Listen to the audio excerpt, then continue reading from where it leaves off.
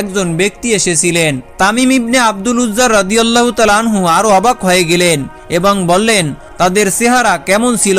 উম্মে মাবাত রাদিয়াল্লাহু তাআলা আনহা বললেন, তাদের মুখ উজ্জ্বল ছিল, তাদের চোখ লম্বা, পলকের নিচে চকমক করছিল, তাদের কণ্ঠস্বর ছিল খুবই নরম, তারা ছিলেন মধ্যম উচ্চতা, খুব বেশি লম্বা ছিল না, আবার খুব খাটো ছিল না।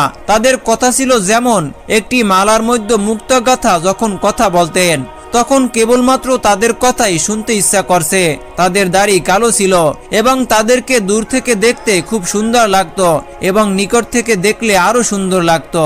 তাদের দিকে একবার তাকালে দৃষ্টি ফেরাতে মন চাইতো না। উম্মে মাবাত রাদিয়াল্লাহু তাআলা আনহার এই বর্ণনা শুনে তার স্বামী বললেন, মহান আল্লাহ পাক রব্বুল আলামিনের কসম, তুমি যেই বর্ণনা দিছো ওই বর্ণনা কুরাইশ ব্যক্তির সঙ্গে মিলে যায়, যিনি নিজেকে মহান আল্লাহ তাআলার নবী বলে থাকেন। যদি আমি তখন এখানে থাকতাম, আমি অবশ্যই তাকে অনুসরণ করতাম। বুখারী শরীফের বর্ণনা অনুযায়ী হযরত যায়েদ বিন আব্দুর রহমান বলেন, তিনি হযরত সাইব বিন ইয়াজিদ রাদিয়াল্লাহু তাআলা আনহুকে 94 বছর বয়সে সুস্থ এবং সবল দেখতে পান। যখন তিনি এই কারণ জিজ্ঞেস করলেন, তখন তিনি বললেন, আমার সুস্থতা এবং দৃষ্টিশক্তি নবী করিম সাল্লাল্লাহু আলাইহি ওয়াসাল্লামের দোয়ার বরকতের কারণে হয়েছে। আমার খালা ছোটবেলায় আমাকে নবী করিম সাল্লাল্লাহু আলাইহি ওয়াসাল্লামের নিকটে নিয়ে গিয়েছিলেন। নবী করিম সাল্লাল্লাহু আলাইহি ওয়াসাল্লামের দরবারে তিনি উপস্থিত হয়ে বললেন, হে আল্লাহর রাসূল সাল্লাল্লাহু আলাইহি ওয়াসাল্লাম, আমার এই ভাগ্নে সর্বদা অসুস্থ থাকে। তখন নবী করিম সাল্লাল্লাহু আলাইহি ওয়াসাল্লাম আমার জন্য মহান আল্লাহ পাক রব্বুল আলামিনের দরবারে দোয়া করলেন।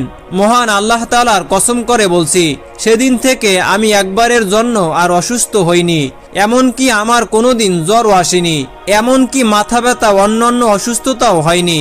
প্রিয় দর্শক, ভিডিওটি যদি আপনাদের ভালো লেগে থাকে তাহলে দয়া করে ভিডিওটিতে একটি লাইক করে দিন, যাতে আপনার মতো আর অনেকেই দেখতে পারে। সহিহ বুখারী শরীফের বর্ণনায় রয়েছে, হযরত জাবের রাদিয়াল্লাহু তাআলা আনহু বর্ণনা করেন, যখন আমরা খন্দকের যুদ্ধে পরীক্ষা খনন করেছিলাম তখন অনেক বড় একটি পাথর বেরিয়ে এলো। লোকেরা তখন নবী করিম সাল্লাল্লাহু আলাইহি ওয়াসাল্লামের দরবারে উপস্থিত হয়ে বললেন, হে আল্লাহর রাসূল, একটি বড় পাথর বেরিয়ে এসেছে। নবী করিম সাল্লাল্লাহু আলাইহি ওয়াসাল্লাম বললেন, আমি নিজে পরীক্ষায় নামব। যখন নবী করিম সাল্লাল্লাহু আলাইহি ওয়াসাল্লাম পরীক্ষায় নামলেন তখন তার পেটে পাথর বাঁধা ছিল এবং আমরা 3 দিন যাবত কোনো খাবার খাইনি। নবী করিম সাল্লাল্লাহু আলাইহি ওয়াসাল্লাম কোদাল নিয়ে পাথরটিতে আঘাত করলেন এবং পাথরটি টুকরো টুকরো হয়ে গেল। আমি বললাম, হে আল্লাহর রাসূল সাল্লাল্লাহু আলাইহি ওয়াসাল্লাম, আমাকে বাড়ি যাওয়ার অনুমতি দিন। আমি অনুমতি নিয়ে বাড়িতে গেলাম এবং আমি আমার স্ত্রীকে বললাম, আমি নবী করিম সাল্লাল্লাহু আলাইহি ওয়াসাল্লামকে এমন অবস্থায় দেখতে পেয়েছি যা আমার পক্ষে সহ্য করা কঠিন। ঘরে কি কোনো খাবার রয়েছে? তখন আমার স্ত্রী বললেন, সামান্য পরিমাণ জব রয়েছে এবং একটি বকরির বাচ্চা আছে। আমি বকরির বাচ্চাটিকে জবাই করলাম এবং আমার স্ত্রী জব পিষতে লাগলো। তারপর মাংস হাঁড়িতে রান্না করার জন্য বসিয়ে দেওয়া হলো। আমি নবী করিম সাল্লাল্লাহু আলাইহি ওয়াসাল্লামের নিকটে ফিরে গেলাম এবং বললাম, হে আল্লাহর রাসূল সাল্লাল্লাহু আলাইহি ওয়াসাল্লাম, আমি আপনার জন্য খাবারের ব্যবস্থা করছি, আপনি কয়েকজন সাহাবীকে সঙ্গে নিয়ে আসতে পারেন। তখন নবী করিম সাল্লাল্লাহু আলাইহি ওয়াসাল্লাম বলল, তুমি কি পরিমাণ খাবারের ব্যবস্থা করছো? নবী করিম সাল্লাল্লাহু আলাইহি ওয়াসাল্লামকে সমস্ত কথাই খুলে বললাম। তখন নবী করিম সাল্লাল্লাহু আলাইহি ওয়াসাল্লাম বললেন, তুমি এখনই বাড়িতে গিয়ে তোমার স্ত্রীকে বলবে, যতক্ষণ না পর্যন্ত আমি হুকুম দেব ততক্ষণ পর্যন্ত মাংসের হাড়ি যেন চুলাতেই থাকে এবং তন্দুর থেকে রুটি বের না করে।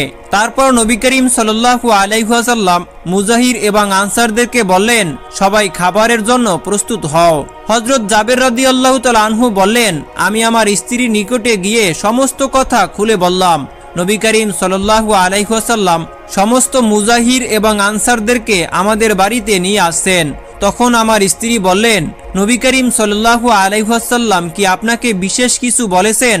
তখন মহান আল্লাহ তাআলার নবী আমাকে যা যা বলছিলেন আমি আমার স্ত্রীকে তাই বললাম।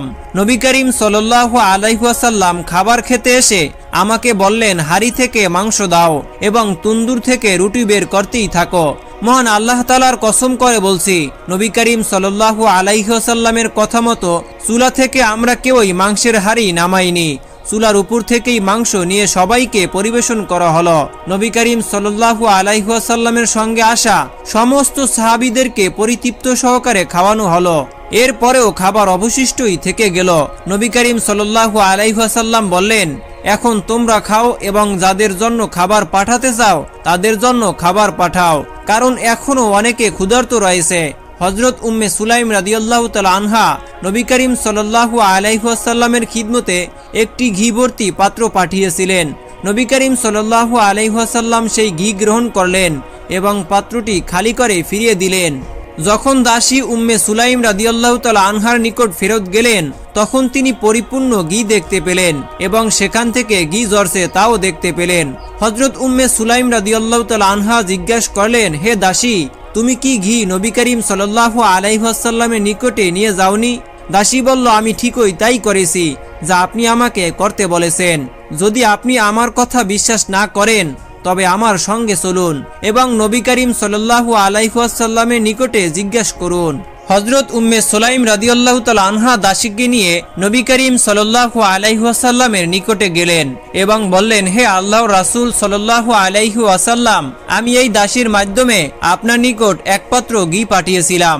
তখন নবী করিম সাল্লাল্লাহু আলাইহি ওয়াসাল্লাম বললেন, আমি তো সেই ঘি গ্রহণ করেছি। হযরত উম্মে সুলাইম রাদিয়াল্লাহু তাআলা আনহা বললেন, যে সত্তা আপনাকে হেদায়েত এবং সত্য ধর্মের সঙ্গে পাঠিয়েছেন সেই সত্তার কসম করে বলছি, সেই পাত্রে এখনো ঘি ভরা এবং তা থেকে ঘি ঝরছে। বর্ণনাকারী বলেন, নবী করিম সাল্লাল্লাহু আলাইহি ওয়াসাল্লাম বললেন, এতে এত অবাক হচ্ছ কেন? এত আশ্চর্য হওয়ার কিছুই নেই। মহান আল্লাহ তাআলা তোমাকে এই ঘি উপহার দিয়েছেন যেমনটা তুমি তার নবীকে উপহার দিয়েছিলে।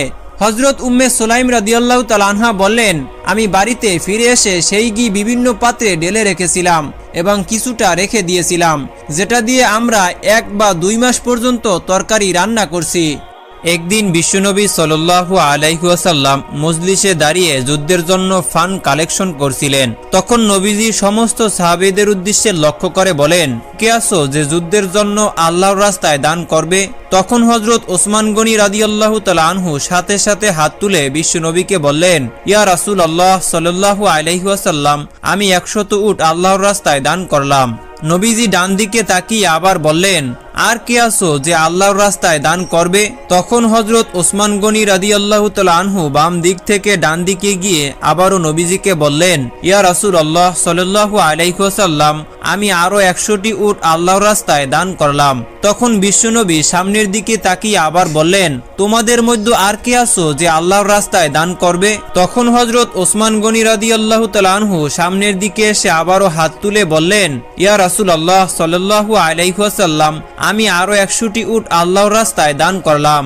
এভাবে বিশ্বনবী 6 বার ঘোষণা দিলেন আর 6 বারই হযরত ওসমান গনি রাদিয়াল্লাহু তাআলা আনহু 100 করে 600টি উট আল্লাহর রাস্তায় দান করলেন। অতঃপর বিশ্বনবী